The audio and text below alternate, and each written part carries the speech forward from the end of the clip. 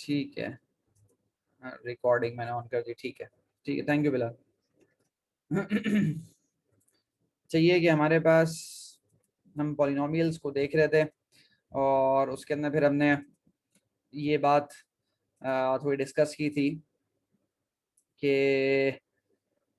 ये जो चैप्टर 3 और चैप्टर 4 में जो मेजर डिफरेंस था कि चैप्टर 3 में हम मॉडल स्ट्रक्चर को हम फिक्स कर देते थे और डिफरेंट हमारे पास जो टेक्निक्स हैं पैरामीटर एस्टिमेशन की हम यूज़ करते थे, फिर हम मॉडल्स को कंपेयर करते थे। चैप्टर 4 के अंदर यहाँ पे हमारे पास जो मॉडल स्ट्रक्चर है उस पर बात करेंगे। चैप्टर 3 के अंदर असल में थोड़ी तबीयत सही नहीं है आज, तो थोड़ी पढ़ाने के अंदर भी थोड़ा सा मुझे दिक्कत है अभी। हमारे पास चैप्टर 3 के अंदर मॉडल स्ट्रक्चर जो था वो हमारे पास गिवन था। Let me right this here.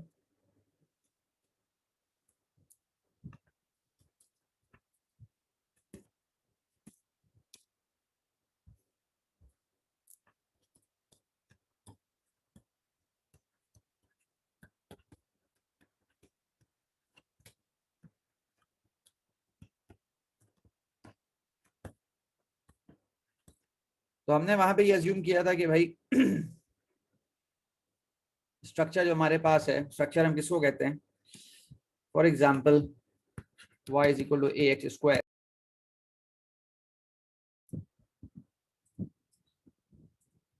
कोई इंटरनेट का इशू। बहरहाल ये मॉडल स्ट्रक्चर है, ये हमारे पास गिवन था और हमारे पास ये फिक्स था। हम डिफरेंट जो है ना वो लर्निंग स्कीम्स को, एस्टिमेशन मेथड्स को हम यूज करते थे, हम पैरामीटर्स को एस्टिमेट करते थे। ठीक है, चैप्टर 3 के अंदर ये बात चल रही थी, लेकिन चैप्टर 4 के अंदर जो हमने चैप्टर 4 शुरू किया, सबसे पहले हमने शुरू किया बेसिक, एक हमारे पास जो है ना लैडर ऑफ पावर्स को हमने पढ़ा था। इसका कॉन्सेप्ट सिंपल ये था कि किसी तरह आप स्ट्रक्चर डिटरमिन कर लो, जो कि ये बात सारी गुजरी थी कि आपके पास हम पावर्स को क्या करते हैं, हम किस तरह मतलब ये कि अंडर रूट या स्क्वायर रूट या आपके पास लॉग की वैल्यूज या रेसिप्रोकल लेते हैं तो वहां पर कर्व की क्या क्या शेप होती है, तो इनमें से मैं चूज कर सकता हूँ बेस्ड ऑन माय डेटा। तो ये वो कॉन्सेप्ट था जो पिछली दफा आखिरी में गुजरा था।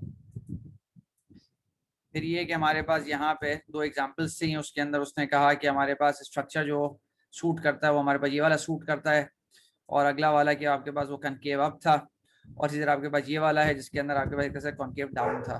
तो ये बेसिक मतलब ये कि बातें गुजरी थी। अभी जो चीज़ हमको देखनी है, अभी हमारे पास कि हम पॉलिनोमियल फिटिंग जो हम कर रहे हैं, तो हमारे पास उसका एडवांटेज डिसएडवांटेज उसको हमें देखना है थोड़ा यहाँ पे इस चैप्टर के अंदर। हाई ऑर्डर पॉलिनोमियल्स हम फिटिंग करेंगे और let's go through this. In section 4.1 we investigated the possibility of finding a simple one term model that captures a trend of the collected data. तो हमारे पास सिर्फ जो है ना वो वन टर्म मॉडल था, और वन टर्म मॉडल जो है ना वो आपके पास वही लैडर ऑफ पावर्स से हमारे पास, इसके अंदर हमारे पास ये चीज नहीं है। अगर आप जो गौर से देखो इसके अंदर there is only one term, मतलब जाके जो इंडिपेंडेंट वेरिएबल है वो z है यहाँ पे, ठीक है, और डिपेंडेंट लेट्स सपोज y हो गया। तो आपके पास अभी एक टर्म्स हैं, लेकिन अगर मेरे पास 2 या 3 टर्म्स है मॉडल के अंदर, तो वो कैसा मॉडल बन सकता है मेरे पास?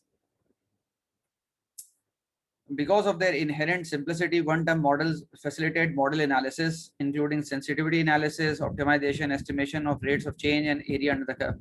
तो ये बहुत सिंपल चीजें हैं। जब हमारे पास वन टर्म मॉडल है तो ये सब चीज हम बहुत आसानी से कैलकुलेट कर सकते हैं।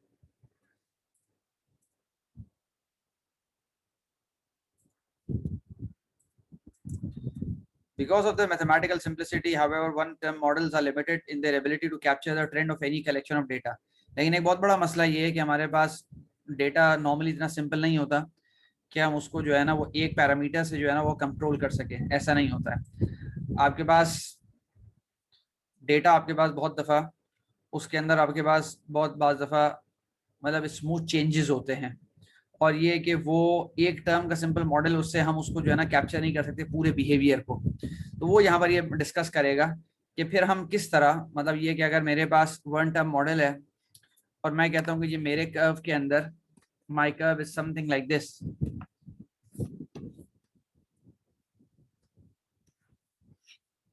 तो वन टर्म मॉडल किसी तरह भी जो है ना इस डेटा को कैप्चर नहीं कर सकता। लेट सपोज मेरा डेटा कुछ इस तरह करके लाई करता है, मेरे डेटा पॉइंट्स, तो मेरा वन टर्म मॉडल यहाँ पे जो है वो फेल कर जाएगा। अच्छा, in some cases models with more than one term must be considered. तो ये है कि जनरली मतलब इंजीनियरिंग के अंदर हमारे पास जो बास मतलब ये है कि जो कॉम्प्लिकेटेड सिस्टम्स होते चले जाते हैं, तो वन टर्म मॉडल हमारे लिए सेटिस्फैक्ट्री नहीं होता, फिर हमें जो है ना वो ज़्यादा टर्म्स देखने पड़ते हैं। The reminder of this chapter considers one type of multi term model, namely the polynomial model. अब वो कहता है कि यहाँ पर वैसे जो आपके पास ये मल्टी टर्म मॉडल्स हैं, ये आपके पास बहुत तरीके के हो सकते हैं। मतलब इट्स, मतलब अगर इसको सिर्फ हम देखना ही शुरू करें तो मतलब ये है कि शायद इस पूरे कोर्स में मतलब ये है कि मल्टी टर्म मॉडल्स को ही हम सिर्फ जो है ना वो पढ़ते रहेंगे कि आपके पास there is a huge number of multi terms model, ठीक है। लेकिन वो कहता है कि यहाँ पर इस चैप्टर के अंदर हमने आपको रिस्ट्रिक्ट किया है ओनली पॉलिनोमियल्स, ठीक है।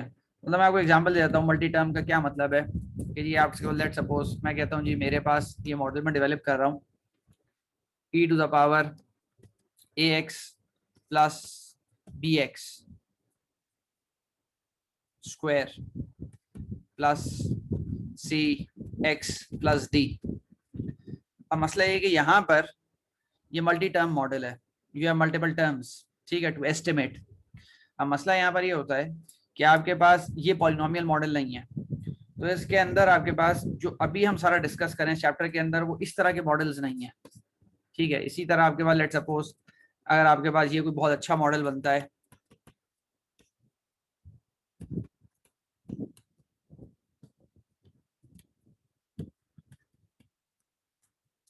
ठीक है, तो अब ये है कि आपके पास ये भी मॉडल हो सकता है। इसी तरह there are lots of example और जो इंजीनियरिंग में यूज भी की जाती हैं। मतलब सिर्फ मैं इसलिए लिख रहा हूँ ताकि थोड़ा आपको आइडिया हो कि आपके पास ये सब मल्टी टर्म मॉडल है but they are not polynomial.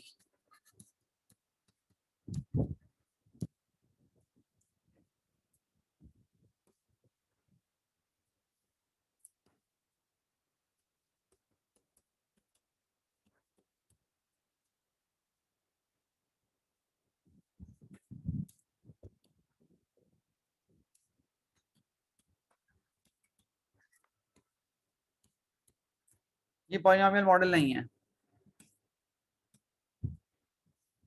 अच्छा, लेकिन हम जो डिस्कस करेंगे सिर्फ पॉलिनोमियल मॉडल को डिस्कस करेंगे because polynomials are easy to integrate and to differentiate, they are specially popular. तो ये जनरली मतलब ये है कि हम पॉलिनोमियल्स को इसलिए प्रेफर करते हैं क्योंकि हमारे पास उनका रेट ऑफ चेंज निकालना, उनका मतलब ये फर्स्ट डेरिवेटिव सेकंड डेरिवेटिव निकालना, ऑप्टिमाइजेशन परफॉर्म करना, area under the curve compute करना, ये सब बहुत आसान हो जाता है अगर हमारे पास पॉलिनोमियल्स हैं।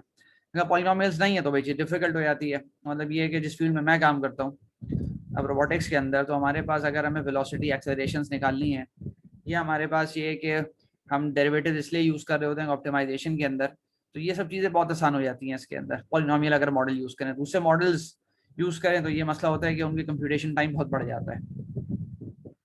However polynomials also have their disadvantage. तो आज जो हम देखेंगे वो हम देखेंगे एक तो उसका एडवांटेज देखेंगे, फिर उसके डिसएडवांटेजेस देखेंगे। क्या अगर मैं पॉलिनोमियल मॉडल यूज करता हूँ, multi term high order polynomials model में यूज करता हूँ, तो उसका एडवांटेज क्या है और फिर उसका डिसएडवांटेज क्या है, ये सब चीजें मुझे देखनी है। For example, it is far more appropriate to approximate a data set having a vertical asymptote using a quotient of polynomials rather than a single polynomial. वो कहता है कि जी यहाँ पे उसने कहा कि ये एक ऐसी एग्जांपल है, जैसे मैंने आपको तीन चार एग्जांपल्स दी यहाँ पे, तो इसने कहा कि यहाँ पर ये एक एग्जांपल है कि अगर आपके पास कोई इस तरह का आपके पास लेट सपोज डेटा बन रहा है, कोई अगर इस तरह करके डेटा बन रहा है जिसके अंदर कोई वर्टिकल एसिम्प्टोट है। Asymptote is this line which can never be intersected by the data, ठीक है। अब ये आपके पास वर्टिकल एसिम्प्टोट है, this is a vertical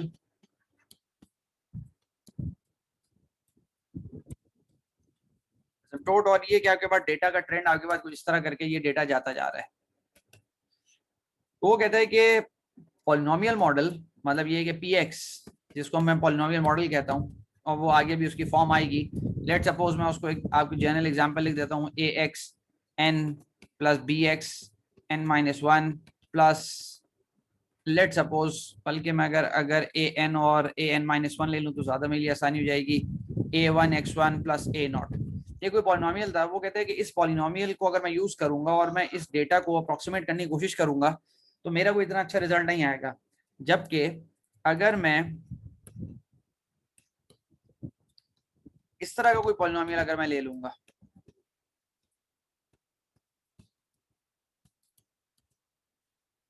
B N x N, अगर मैं इस तरह कोई पॉलिनोमियल ले लूंगा तो मेरे पास ज्यादा चांसेस है मैं इसकी बेहतर मॉडलिंग कर सकूंगा। तो उसने पहले ही कहा यहाँ पे कि जी ये मैं जो पॉलिनोमियल मॉडल डिस्कस कर रहा हूँ ऐसा नहीं है कि हर जगह एप्लीकेबल है, लेकिन मोस्ट ऑफ द केसेस ये एप्लीकेबल होते हैं और इससे कंप्यूटेशन करना बहुत आसान हो जाता है। तो हम इसको भी देखते हैं और ये भी खुद इटसेल्फ बहुत बड़ा टॉपिक है। Let's begin by studying polynomials that pass through each point in a data set that includes only one observation for each value of the independent variable। तो हम इस तरह करके अभी पॉलिनोमियल पढ़ेंगे, पॉलिनोमियल मॉडल्स पढ़ेंगे कि हमारे पास जो है वो जैसे चैप्टर 3 के अंदर होता था कि हमारे पास जो है ना वो रेसिडुअल्स आते थे। तो यहाँ पे हम कोशिश करेंगे कि रेसिडुअल्स हमारे पास ना आए, रेसिडुअल्स हमारे पास ना आए। रेसिडुअल्स हम किसको कहते हैं मैं दोबारा बता देता हूँ। ये मेरे पास डेटा पॉइंट्स है और लेट सपोज अगर मैंने कोई लाइन फिट की जैसे चैप्टर 3 में मैं करता था तो मेरे पास रेसिडुअल्स आते हैं। रेसिडुअल्स हम इस एरर को कहते हैं। रेसिडुअल्स हमारे पास ये हैं। यहाँ पे एरर बहुत छोटा हो गया तो ये E1 हो गया, E2 हो गया, E3 हो गया। यहाँ के बाद 3 रेसिडुअल्स कहलाते हैं। तो ये कि वो कहता है कि यहाँ पर हम ऐसा अभी देखते हैं कि हमारे पास रेसिडुअल्स जो है वो हमारे पास बिल्कुल मिनिमाइज हो जाए, खत्म हो जाए, तो हमारे पास बहुत अच्छा मॉडल बन जाए कि हमारे पास जो हमारा कर्व है वो हर डेटा पॉइंट से गुजर रहा है। यहाँ पे थोड़ा बहुत इसको पहले मैं आपको एक्सप्लेन कर देता हूँ और फिर हम इसकी एग्जांपल्स को देखते हैं। वो कहते हैं कि हमारे पास यहाँ पे 2 पॉइंट्स अवेलेबल थे, सिर्फ 2 पॉइंट्स थे हमारे पास जो ऑब्जर्वेशंस थी, डेटा था। हमने एक पॉलिनोमियल फिट किया डिग्री 1 का, ठीक है, वो हमने यहाँ पे फिट कर दिया और वो दोनों डेटा पॉइंट से पास कर गया। डिग्री 1 का पॉलिनोमियल का मतलब है simple straight line which I can write as y is equal to ax plus b। यहाँ पे मेरे पास जो सेकंड एग्जांपल है आपके पास b के अंदर मेरे पास 3 डेटा पॉइंट्स गिवन थे। जब 3 डेटा पॉइंट्स गिवन थे तो और तीनों कोलिनियर नहीं है। कोलिनियर का मतलब है कि अगर तीसरा डेटा पॉइंट मेरे पास यहाँ कहीं होता तो ये कोलिनियर होता और आपके पास यही स्ट्रेट लाइन यहाँ से पास कर जाती अगर ऐसा होता। तो 3 डेटा पॉइंट्स है लेकिन कोलिनियर नहीं है। जैसे यहाँ पर आपके पास हो गया x1 y1 x2 y2 and x3 y3। वो कहते हैं मेरे पास डिग्री 1 का पॉलिनोमियल यहाँ पे सेटिस्फाई नहीं कर सकता और ये कि वो तीनों से नहीं गुजरेगा, तो मैं डिग्री 2 का पॉलिनोमियल चूज करता हूँ। डिग्री 2 का पॉलिनोमियल का क्या मतलब बना कि y is equal to ax square plus bx plus c। तो मैं a b c की वैल्यूज डिटरमिन करूंगा यूजिंग एनी मेथड, लेकिन ये कि मैं जो डिटरमिन करूंगा वो ऐसा डिटरमिन करूंगा कि मेरे पास रेसिडुअल कोई भी नहीं आएगा, कोई एरर नहीं आएगा। ये मेरे पास पॉलिनोमियल इन तीनों डेटा पॉइंट से लास्ट वन पास करेगा, ठीक है। तो इस तरह का कॉन्सेप्ट है यहाँ पर। अच्छा, इसके बाद यहाँ पर ये क्या कॉन्सेप्ट बता रहा है इसको मैं गो थ्रू करता हूँ कि जी आपके पास यू हैव मेनी पॉलिनोमियल्स जो आपके पास ये डिग्री 3 के पॉलिनोमियल हैं। Let me go through the slide और फिर मैं वापस इस पर आता हूँ, फिर आपको एक्सप्लेन करता हूँ कि यहाँ पर मैं क्या कर रहा हूँ। लेकिन यहाँ पर कॉन्सेप्ट जो मोस्ट इंपॉर्टेंट कॉन्सेप्ट है कि मेरे पास एरर कोई भी नहीं जनरेट हो रहा। चैप्टर 3 के अंदर सारे के सारी मॉडलिंग जो मैंने की थी उसमें एरर आता था, आपको अगर याद हो। फिर एरर का आपके पास कंपैरिजन था, चेबीशेव मेथड का और ली स्क्वायर्स का कंपैरिजन था, फिर ली स्क्वायर्स का ट्रांसफॉर्म ली स्क्वायर्स का कंपैरिजन था कि कौन एरर ज्यादा जनरेट कर रहा है कौन नहीं कर रहा है। यहाँ पे तो मसला ही बिल्कुल अलग हो गया। यहाँ पे तो एरर आपके पास बिल्कुल जीरो आ रहा है। यहाँ पे एरर आपके पास जो जीरो आ रहा है उसका रीजन क्या है, क्योंकि कर्व आपके पास जो है वो हर डेटा पॉइंट से पास कर रहा है। तो ये तो बहुत ही मतलब ये कि समझने के एतबार से तो बहुत एक्स्ट्रॉर्डिनरी बात है कि जी आपका कर्व इतना आपने जबरदस्त बनाया है कि आपके पास एरर कोई भी नहीं आ रहा, तो आपके पास जो इंटरपोलेशन होगी, इवन एक्स्ट्रापोलेशन होगी, वो बहुत शानदार होगी, कोई एरर आपके पास आ ही नहीं रहा। ठीक है, तो ये कॉन्सेप्ट अभी तक हम देखेंगे। इसके अंदर मसाइल क्या है। इसके अंदर consider the data in figure 4.10a। I hope आप लोग बैठे हुए होंगे, और अगर मैं एक सवाल पूछूं जो बहुत ही बेसिक सवाल है, तो इसमें से आप में से अगर कोई बताए कि ये जो सब बातें मैं डिस्कस कर रहा हूँ, ये मॉडल पैरामीटर्स की बातें हैं या मॉडल स्ट्रक्चर की बातें हैं, क्या ख्याल है? ये मॉडल स्ट्रक्चर की बात है सर। ये मॉडल स्ट्रक्चर की बात चल रही है सारी की सारी। तो हमारे लिए मॉडल स्ट्रक्चर डिटरमिन करना एक बहुत इंपॉर्टेंट पार्ट होता है, बहुत इंपॉर्टेंट फैक्टर। जैसे कि मतलब ये है कि हमारे पास न्यूरल नेटवर्क्स के अंदर एक बहुत इंपॉर्टेंट ये फैक्टर, कितने न्यूरॉन्स होने चाहिए। आप में से जिन्होंने न्यूरल नेटवर्क्स पढ़ा हुआ है, जिनको आइडिया है, काफियों ने पढ़ा होगा या जो भी, तो उसके अंदर ये बहुत इंपॉर्टेंट फैक्टर होता है कि जी आपके पास तो वो स्ट्रक्चर के अंदर आता है। जिस तरह मैं फजी सिस्टम्स का आदमी हूँ, फजी मॉडलिंग मतलब मेरा एरिया है, तो फजी सिस्टम्स के अंदर आ गया मेंबरशिप फंक्शंस कितने होने चाहिए, रूल्स कितने होने चाहिए, ये स्ट्रक्चर कहलाता है। तो यहाँ पे भी अब सीधी बात है, ये फर्स्ट लेवल का कोर्स है, ग्रेड लेवल का फर्स्ट लेवल का है, तो इसके अंदर हम वो चीजें तो नहीं डिस्कस करेंगे, लेकिन मैं सिर्फ इसलिए आपको रिलेट कर रहा हूँ कि जब कभी आप मतलब उन कोर्सेज को पढ़ेंगे या आप पेपर्स उठा के देखेंगे, तो ये दो बिल्कुल अलग बातें होती हैं, लेकिन ये बहुत दफा इस तरह लिखी नहीं जाती हैं। तो स्ट्रक्चर बिल्कुल अलग चीज होती है, और learning schemes, parameters, identification schemes, वो बिल्कुल अलग चीज होती है। तो चैप्टर 3 का मतलब वो था ज्यादातर लर्निंग स्कीम्स का, जिसमें आपके अब सीधी बात है, हमने तो जैसे लीस्ट मीन स्क्वायर्स है, या नॉर्मलाइज लीस्ट मीन स्क्वायर्स है, या रिकर्सिव लीस्ट स्क्वायर्स है, ये सारी वो स्कीम्स हैं जो पैरामीटर एस्टिमेशन की स्कीम्स हैं, काल्मन फिल्टर्स हैं जैसे। और इसी तरह जो आपके पास स्ट्रक्चर की बात है ना, वो ये बातें हैं आपके पास कि मॉडल स्ट्रक्चर के, जी अगर न्यूरल नेटवर्क्स की बात कर रहे हैं या फजी सिस्टम्स की बात कर रहे हैं या पॉलिनोमियल की, किनका आपके पास इसमें पैरामीटर्स कितने होने चाहिए, मोस्ट ऑप्टिमल कितना होना चाहिए। अच्छा, consider the data in figure 4.10a। Through the two given data points, a unique line y equal to a0 plus a1x can pass। तो आपके ये पॉलिनोमियल है जो मैंने आपको बता दिया, और determine the constants a0 and a1 जो आपके पास का स्लोप और y इंटरसेप्ट है, by the conditions that the line passes through the points x1 y1 x2 y2। तो मेरे पास दो डेटा पॉइंट्स हैं, दो पैरामीटर्स हैं, ये दो कंडीशंस बनेंगी, मैं इनको सॉल्व करूंगा, a0 a1 की वैल्यू डिटरमिन कर लूंगा, बिल्कुल सिंपल सी बात है। ठीक है, मैं सेकंड एग्जांपल की तरफ जाता हूं। In a similar manner a unique polynomial function of at most degree 2। तो मेरे पास डिग्री 2 का ये यूनिक पॉलिनोमियल में डिटरमिन कर सकता हूँ, y equal to a0 plus a1x plus a2x square can be pass through 3 distinct points as shown in figure 4.10b। तो आपके पास यहाँ पर ये 3 पर्पल पॉइंट्स हैं, और आपके पास एक यूनिक पॉलिनोमियल, यूनिक पैराबोला मैं डिटरमिन कर सकता हूँ जो इन तीनों से पास करे, और वो जो मेरे पास पैराबोला होगा उसके पैरामीटर्स में कैसे डिटरमिन कर सकता हूँ, determine the constants a0 a1 and a2 by solving the following systems of linear equations. तो मेरे पास 3 डेटा पॉइंट्स हो गए, x1 y1 x2 y2 x3 y3, और मेरे पास ये क्वाड्रेटिक इक्वेशन है जिसमें 3 अननोन है। तो जब मैं इसको सॉल्व करूंगा, I can solve it easily, और मैं पैरामीटर डिटरमिन कर लूंगा, मेरा पैराबोलिक मॉडल आ जाएगा जो इतना शानदार होगा कि वो हर डेटा पॉइंट से गुजरेगा, और मेरे पास रिजल्टेंट जो रेसिडुअल है वो 0 होगा। इसका रूट मीन स्क्वायर एरर 0 होगा, मीन एब्सोल्यूट एरर 0 होगा।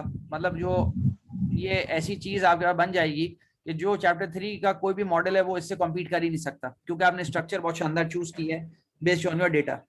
लेकिन इसके बहुत मसाइल भी हैं, हम आगे चलते हैं। इसका मसला क्या है? Highest degree polynomial through data points. अब ये कि हमारे पास ये तो हाईएस्ट डिग्री पॉलिनोमियल, हमारे पास 3 डेटा पॉइंट्स थे, तो हाईएस्ट डिग्री हमारे पास 2 थी, हमारे पास जो यूनिक था।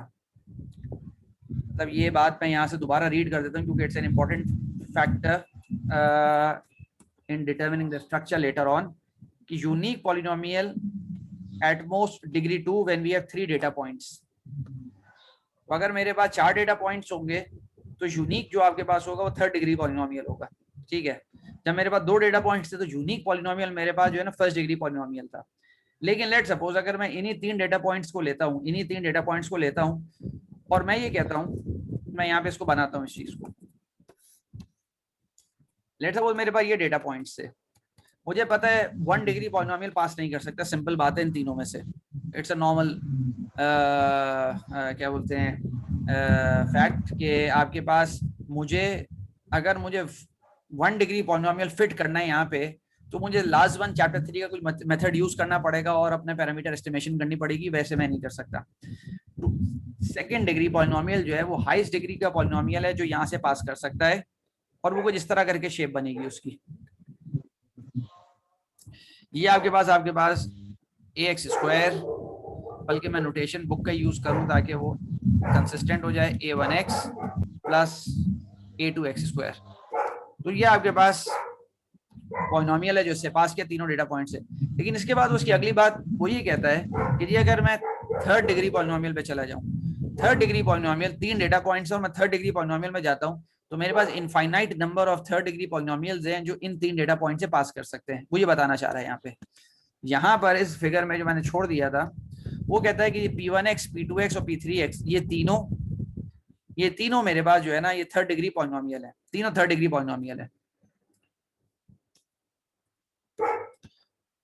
3 डेटा पॉइंट्स थे तो मेरे पास सेकंड डिग्री का जो पॉलिनोमियल था वो तो यूनिक था, लेकिन आपके पास थर्ड डिग्री पॉलिनोमियल या फोर्थ डिग्री पॉलिनोमियल या फिफ्थ डिग्री पॉलिनोमियल्स के आपके पास इनफाइनाइट मेनी कॉम्बिनेशंस होंगी जो इन 3 डेटा पॉइंट से पास कर सकती हैं।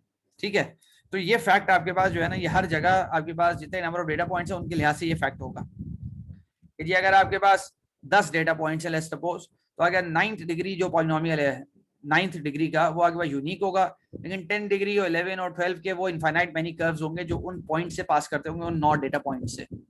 ठीक है,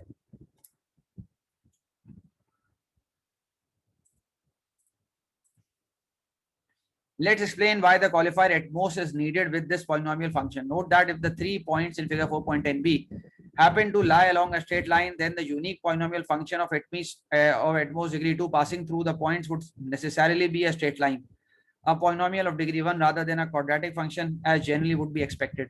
वो कहता है अगर ये कोलिनियर हो जाते हैं तीनों पॉइंट्स तो सीधी बात है मैं अगर मेरे पास दो ही पॉसिबिलिटी हैं, अगर ये 3 डेटा पॉइंट्स हैं या फिर तो आपके पास ये कोलिनियर नहीं है तो मैं कोई पैराबोलिक फिट कर दूंगा कर्व, या फिर आपके पास ये कोलिनियर हो गए, जब आपके पास कोलिनियर हो गए तो आपके पास उनमें से एक लाइन पास कर सकती है। तो उसे कहने का मतलब ये है कि एटमोस्ट डिग्री 2 का आपके पास जो पॉलिनोमियल होगा एटमोस्ट वो 100% तीनों पॉइंट से पास कर लेगा, 100%।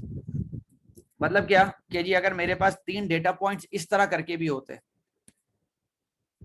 कुछ भी है कोई कॉम्बिनेशन आप बना लो 3 डेटा पॉइंट्स के, तो you can determine a parabolic curve which can pass through the 3 data points और रिजल्टिंग इन 0 रेसिडुअल एरर। ये कॉन्सेप्ट है यहाँ पे। अच्छा ये पता नहीं मीटिंग एंड होने वाली है, पता नहीं 10 मिनट में क्या मसला है, इन्होंने मुझे लाइसेंस असाइन नहीं किया है, मुझे मैसेज आ गया है, गॉड नोस आज कोई मसला हुआ है शायद या लाइसेंसेस का।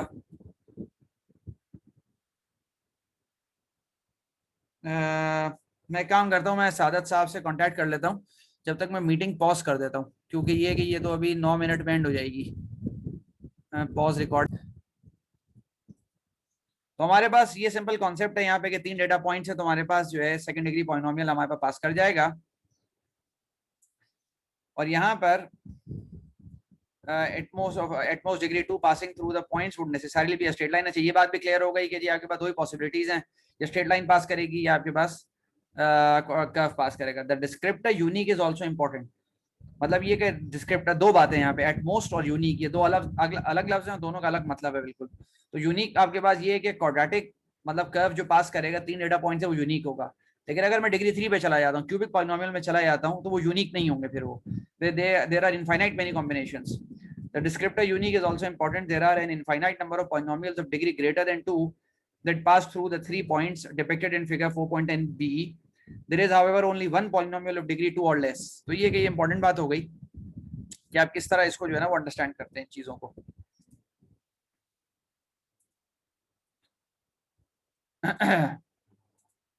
अच्छा elapsed time of a tape recorder एक एग्जांपल है, ये पहले चैप्टर 1 में की चैप्टर 2 में गालिबन गुजरी है, लेकिन हमारे लिए वो इतना इंपॉर्टेंट नहीं है। लेकिन जो इंपॉर्टेंट चीज मतलब इस बेसिक प्रॉब्लम को समझना, असल में जो डेटा की मॉडलिंग है वो इंपॉर्टेंट है हमारे लिए। We collected data relating the counter on a particular tape recorder with its elapsed playing time. Suppose we are unable to build an explicative model. तो ये सबसे बड़ा मसला है कि जी आपके पास you don't understand the physics somehow. Underline जो concept है वो आपको इतना अंदाजा नहीं हो रहा, नहीं क्लियर हो रहा, लेकिन आपने डेटा गैदर किया है और आप उस डेटा की बेसिस पे आप मॉडल डेवलप करना चाह रहे हैं। Suppose we are unable to build an explicative model of the system but are still interested in predicting what may occur. तो ये असल चीज ये है कि भाई मुझे जो है ना इंटरपोलेशन करनी है, एक्सट्रापोलेशन करनी है, तो मुझे मॉडल चाहिए. How can we resolve this difficulty? As an example, let's construct an empirical model to predict the amount of elapsed time of a tape recorder as a function of its counter reading.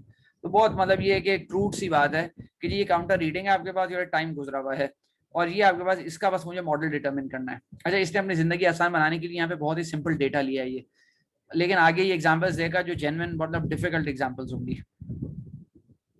Thus let Ci represent the counter reading and Ti the corresponding amount of elapsed time. Consider the following data. तो ये मेरे पास data है और ये कि one empirical model. अब ये कि जो हमारे पास अभी तक नॉलेज है कि जी अगर मैं ये काम करूं तो मुझे स्ट्रक्चर क्या चूज करना पड़ेगा.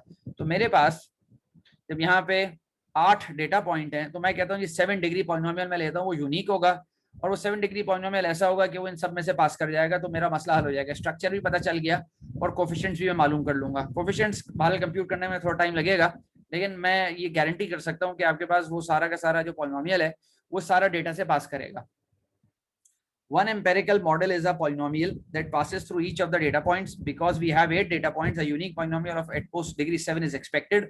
Denote the polynomial symbolically by this one. तो ये आपके पास जो स्टैंडर्ड स्ट्रक्चर है, ये आपके पास पॉलिनोमियल मैंने स्ट्रक्चर बना दिया अपने डेटा का. ठीक है, सोचने की बात ये है कि अगर मेरे पास 100 डेटा पॉइंट्स हैं तो मेरे पास 99 डिग्री का पॉलिनोमियल फिट होगा. तो 99 डिग्री पॉलिनोमियल तो एक मसले की चीज है.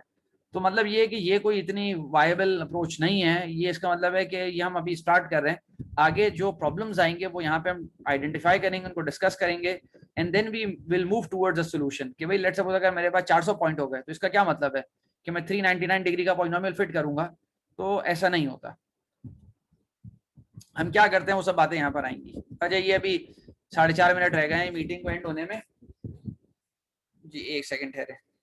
जी सादत भाई अस्सलाम वालेकुम. ये अभी 4.5 मिनट में मीटिंग एंड हो जाएगी बस.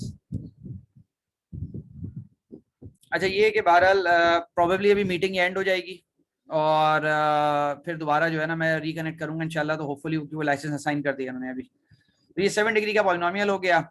अच्छा, इसमें यहाँ पर ये डेटा पॉइंट्स हैं. अगर आप और से डेटा पॉइंट्स को देखो तो आगे बाद ये तो बिल्कुल जो है ना कि स्ट्रेट लाइन के अंदर लग रहे हैं. मतलब विजुअली मतलब ये ऐसा लग रहा है कि ये स्ट्रेट लाइन में, जबकि स्ट्रेट लाइन में नहीं है, ये थोड़ा सा आगे पीछे हुए हुए हैं. तो उसने कहा कि भाई मैं जो है ना यहाँ पर एक 7 डिग्री पॉलिनोमियल फिट करता हूँ और ये कि वो कहता है ये मेरी जिंदगी आसान बनाने के लिए, लेकिन इसके मसाइल क्या आते हैं वो फिर मैं आगे आपसे डिस्कस करता हूँ.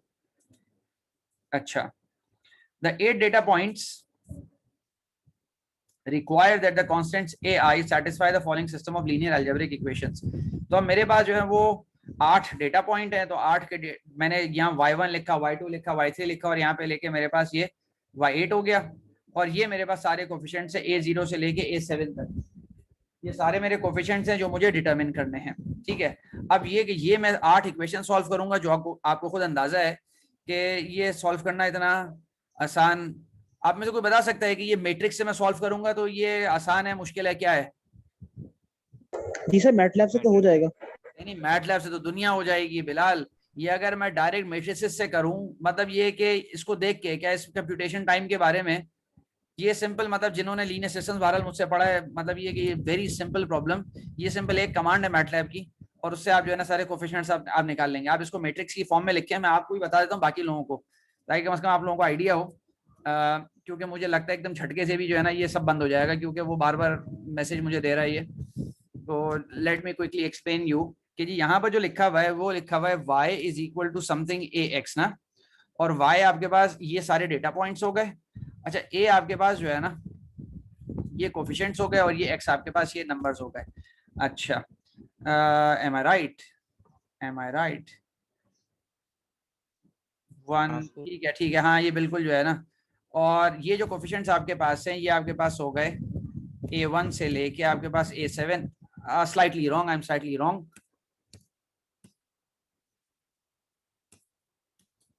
ठीक है, तो y आपके पास ये जो डेटा पॉइंट्स, ये मैं इसलिए बता रहा हूँ कि मैटलैब में आप करोगे ना तो ये very quickly you can solve this one. 205 से लेके आपके पास ये हो गया, मतलब ये इस बुक के अंदर नहीं है लेकिन ये एक बहुत अच्छा सा मेथड है. 22224 हो गया आपके पास. तो ये आपके पास हो गया 22224 और ये आपके पास कोफिशिएंट्स हो गए which you need to determine, ये आपके पास कोफिशिएंट्स हो गए